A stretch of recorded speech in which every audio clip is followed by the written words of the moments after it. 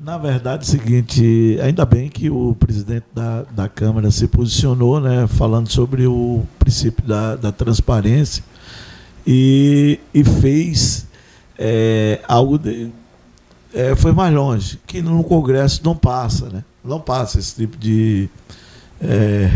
quer que o presidente, na verdade, quando ele tem aquela live que meia dúzia de gente assiste, mas depois ela viraliza. Por quê? Ele já faz tudo isso de caso pensado. Tudo que essas falas dele aí, tudo isso, ele faz. Ele está fazendo aquilo que Bolsonaro fazia no passado, Cícero. Aquelas coisas. Então, ele quer ser aquele comunicador, ele quer todas essas besteiras que Lula fala, tudo isso que ele fala é para o quê? Para gerar comentário. Ele nos dá pauta, aquilo que o Bolsonaro dava. Então, ele está indo nessa vibe, para dar pauta para a imprensa. E deu, chamou a atenção de ex-ministro, do mundo jurídico. Pelo amor de Deus, é tudo planejado. Então, esse é o Lula. A live dele, na verdade, ela começa às 8 horas da manhã. 8 horas da manhã, aqui é 7. Primeiro, pergunta a Samuel se ele acorda esse horário. Porque petista não acorda esse horário. Petista, o trabalhador vai trabalhar, mas o petista é preguiçoso, pô. Ele não trabalha. Ele nunca vê essa live, por isso que não dá meia dúzia de gente. Petista é preguiçoso. O trabalhador não, coitado. Ele vai trabalhar, o petista aquele, mas é tudo o seguinte, para dar pauta, para fazer tudo essa coisa. Eu quero saber até quando ele vai. E aqui a gente está comentando. Ainda bem que o presidente da Câmara se posicionou, Marco Aurélio, o mundo jurídico, né? Eu sei que quando o Supremo votava, quando não tinha aquelas transmissões, os votos eram os votos mais consistentes. Hoje, ministro discursa para a televisão. Realmente, isso tem que ser revisto. Mas não vai. Não vai. Foi Marco Aurélio lá atrás que colocou para ser transmitido aí para o Brasil hoje toda a votação. Eu acho que não precisava, casos está voltando e ser televisionado aí para todo o Brasil. Então, hoje, ministro, os votos saiu muito da técnica para criar aquele espetáculo que todos nós já sabemos aonde é que vai dar. Agora, dizer, como ontem foi dito aqui, ainda bem que o Juiz ontem foi coerente. O Juiz ontem, ele tem uma carteirinha de militante, ele disse, olha, o presidente se equivocou. Ele está equivocado, não. Ele faz de propósito. Ele faz de propósito. Tanto é que a gente está comentando aqui. Ele virou, o garoto, ele entrou agora. Vou dar onda de Bolsonaro. Vou levar, mas o Brasil precisa mesmo, sabe do quê? O Brasil precisa de geração de emprego, de renda. O Brasil precisa olhar para quem produz. E coisa que eu estou preocupado com esse governo. Um governo pífio, um governo que faz um alarde de dados, de projeções, e a gente, na prática, não vê. Vê as pessoas reclamando, vê as pessoas que compraram, como eu já falei, eu vou aqui para a pecuária do Estado, compraram bezerra de 2.700, estão vendendo de 900. Como é que pode? Como é que essas pessoas... Uma caminhonete que o cara comprou da tabela FIP, hoje, concessionária, isso tira emprego, isso tira renda, isso é de propósito. Sabe quem é que ganha dinheiro? JBS. Entendeu? Outra coisa que Lula está falando, isso que a gente tem que trazer sexta-feira, ele falou que mulheres iam participar do governo dele. Mulheres. E ele botou em ministério insignificante, que não tem renda, e agora estão tirando as mulheres, que estão agora tendo manifesto para Ana Moser e outras lá. Vão tirar tudo aí, as mulheres do governo. Esse é o governo que fez o estelionato, disse que ia manter as mulheres, ia colocar uma ministra, lá atrás falou do STF, agora eu acredito que seja Flávio Dino ou a Messias lá. Então, é esse o governo que engana. E tem ainda, que eles gostam de falar para ti otário, otários são os desses, que são lunáticos, fanáticos por Lula, sonha, dorme, igual Buiú, que qualquer coisa vai... Gente, é um país de alucinados, que não entendeu que Lula ainda não tem um projeto de povo e de nação para o povo brasileiro. Muito bem. Sobre as mulheres, eu só lembro de 4, o Zezinho. Simone Tebet, A Anísia lá da... A Anísia blindaram e ia sair. A Anísia da Saúde, é verdade. a Ana Moser e a Marina Silva. Vai sair duas agora. A Sônia Guajará. Mas entenda, deu Ministério do Significado, mas ele está tirando as mulheres agora na reforma e não caiu a da saúde porque fizeram uma blindagem nela. Lula não está, o discurso dele que ele tinha sobre mulheres está mudando. Entendeu? O que Lula está fazendo é isso, você vai ver. Sexta-feira podemos comentar. Muito bem. No caso dessa da saúde, a professora Anísia aí, eu acho ela extremamente competente no trabalho dela, né? Mas ela ia perder para o Centrão. Bom, sim. Ia perder, foi que fizeram uma blindagem nela. Sim. Arnaldo, sua vez. Bom, na política é igual aquele negócio, entra e sai. Entra e sai. Fala do Lira. Fala do Lira. Eu falo o que eu quiser, você não manda em mim. Não, mas é porque você aqui, eu acho que ou ele fumou aquela zeva lá, ou ele. Não sei o que ele está fazendo aqui hoje, Cícero. Pelo amor de Deus. Não, tá todo assim no mundo da lua, tá tantã. Ô, Cícero, com relação ao que o Flávio Dino falou a respeito da fala equivocada do presidente Lula, o presidente Lula, ele deu um tiro no que viu e acertou no que não viu. Há muito tempo existe lá dentro do próprio Supremo uma discussão aonde precisa dar celeridade nos processos que tem lá. O Supremo está julgando muito lento, os processos que estão lá têm demorado bastante, justamente por causa dessa discussão de visibilidade do voto de cada ministro na televisão. E isso tem atrapalhado muito. Então você concorda com a fala do Lula? Você concorda com a fala de Lula? Isso tem atrapalhado. Não, Buiu. Muito. Você concorda com a fala do Lula, Buiu? Isso aqui é um programa de debate, não é de enquete. Isso tem atrapalhado muito a condução dos trabalhos mais sérios dentro do Supremo. Então, obviamente, que não necessariamente precisa haver o voto sigiloso do ministro, mas, certo? Eles não podem trazer o sigilo na sentença. E, se não houver lá dentro, né, dessa lacração geral, aonde faz, com as pessoas aqui fora pressionando e intervindo, querendo intervir no voto do ministro, como aconteceu com o Zanin agora, quando voltou o negócio da maconha, pessoal que chamando, clamando e tudo mais, se eles fazem a votação lá deles caladinho, depois vem a sentença. A sentença não, é que não pode ser sigilosa. O voto eu acredito que pode ser sim. E o Brasil ganharia com isso, sabe? Um pouco dessa falta dessa não exposição, porque, infelizmente, para nós que somos advogados, você ficar aguentando por longos e longos e longos tempos, sentença do juiz, ontem mesmo, uma lei tinha 30 anos, nós discutimos ela aqui ontem, que foi a lei das propriedades produtivas, desapropriação de propriedades. Demorou 30 anos para o Supremo dar uma sentença dessa. Talvez se eles tivessem a independência, entre aspas, a não visibilidade desse monte de advogado que no Brasil, antes do Supremo ir para a televisão, todo mundo era treinador de futebol. Depois que o Supremo apareceu, todo mundo é advogado e jurista hoje. Tem que acabar com essa palhaçada. Ricardo, sua vez. A sociedade não tem que saber como é que vota um ministro do STF. Foi o que Lula falou. Ele não está nem aí para a sociedade. A gente pede transparência. O que uma coisa tem a ver, a celeridade, o que celeridade tem a ver com a transparência? O fato da sociedade souber como é que está acontecendo lá no STF vai comprometer na sentença, vai comprometer nada. Se não quer que a sociedade saiba, não seja uma figura pública. Servidor público, o nome já diz. Tu tá ali para servir o público. Tu tá ali para dar satisfação para a sociedade, sim. Nós somos os patrões. Nós pagamos os salários deles.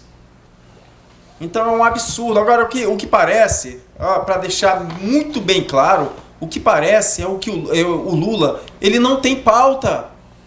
O Lula não tem um plano de governo. Ele fica se incomodando, ele fica falando besteira uma atrás da outra. Ele fica fazendo essas viagens internacionais que até hoje, não tem uma viagem que ele fez que deu algum resultado positivo para o Brasil. Tudo é mentira. Essa justificativa, vamos estreitar os laços com os países, tudo é mentira, não está trazendo benefício nenhum para o Brasil, nada. A prova é que a nossa economia está em frangalhos. Nossa dívida interna está aumentando. A nossa economia está péssima. Só no mês de julho foi um rombo de 35 bilhões em um mês.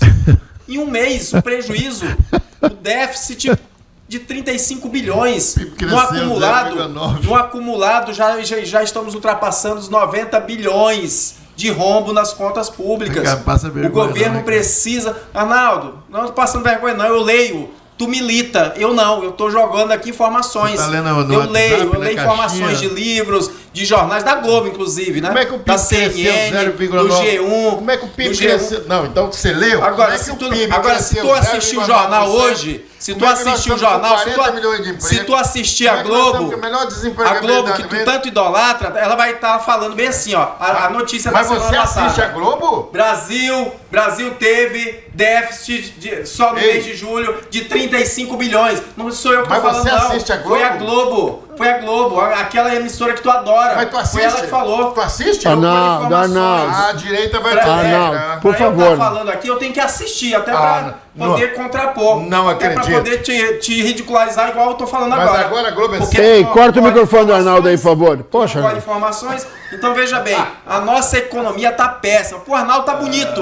O Arnaldo tá bonito porque ele é militante. Pode estar acontecendo, o Brasil pode estar pegando fogo. Aliás, está pegando fogo, né? Já batemos recorde lá de queimada na floresta amazônica, no Cerrado também. Então, até isso tá pior. Até isso o Lula conseguiu bater o recorde histórico do Brasil. Tudo que é ruim, o Lula tá batendo recorde, é um atrás do outro. Só quem tá aplaudindo é o Arnaldo, porque ele acha bonito. O sofrimento da população, ele tá aplaudindo, ele tá gostando de ver a população pagar caro no combustível. Ele tá adorando, ele tá rindo. Ele quer que aumente mais o combustível, porque ele não gosta do pobre. Ele quer que as pessoas paguem caro cada vez mais, porque o Lula é isso. O Lula vendeu uma ilusão para a população e agora está entregando um caos. É isso que ele está entregando, um caos. Vendeu uma ilusão, mentindo, e agora está entregando prejuízos e mais prejuízos, um atrás do outro. Ei, TikTok! Samuel, sua vez. O lado bacana dessa noite é ver que tem pessoas da direita defendendo o meio ambiente e se preocupando com as queimadas. Então, diga não às queimadas. Eu penso da seguinte forma: os itens da cesta básica diminuíram de forma exponencial. Isso não é eu que falo, é o IBGE, todos os institutos de pesquisa, inclusive o IPEC apontou hoje o crescimento de mais de 3%. Não, para de números na aprovação. Mentirosos. Não, tá esses no números IPEC. são mentirosos. Tá no UOL. Você parou de gravar esses tá vídeos, você sabe que é um governo com uma barca furada, pô. É um Titanic, vai afundar. Você sabe disso. Pois é, a Indústria e Comércio anunciou no primeiro semestre de 2023 a criação de mais de 1 milhão de empregos de carteira assinada. É um dado oficial. Agora, a gente não pode aqui negar, né? O Lula tem sorte. O crescimento do Brasil é o maior desde 2010. Em 2010, sabe quem era o presidente do Brasil? O Lula. Então, ele tem muita sorte. Certamente o Bolsonaro talvez tenha deixado a máquina muito organizada e aí fica um monte de prefeito dos mais de 5.500 municípios do estado. Da fala do Lira. Não, é porque estão rebatendo. Aí. Eu acho que não tenho o que falar. Eu particularmente, eu tenho compromisso com a verdade. Né? Eu acho que toda pessoa que se expõe muito, Zezinho, imagina aqui, ó, a gente fica 1 hora e 40 minutos de segunda a sexta aqui debatendo. E sai muitas pérolas minhas, do Ricardo, do Zezinho, então nem se fala. Agora, tu imagina o Lula que está o tempo todo dando entrevista, ele tá dando pitaco, às vezes o cara é muito sincero, né? Pessoas assim, idosas, de quase 80 anos, é sincero.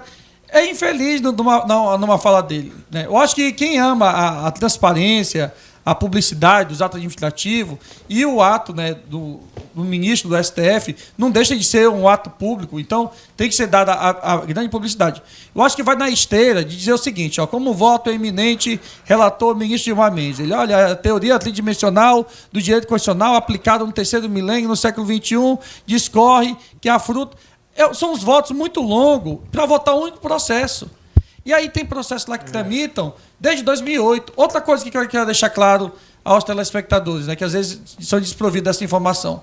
O STF só julga matéria de ordem constitucional, quando há repercussão geral. Então, essa briga de comadre, que não tem repercussão geral, que não fere dispositivo constitucional, nem chega ao STF. Não. Agora, o que a gente precisa compreender aqui, e ter muita certeza, é que o narcisismo não existe somente no Executivo e no Legislativo. Existe no Ricardo. Existe em todo mundo.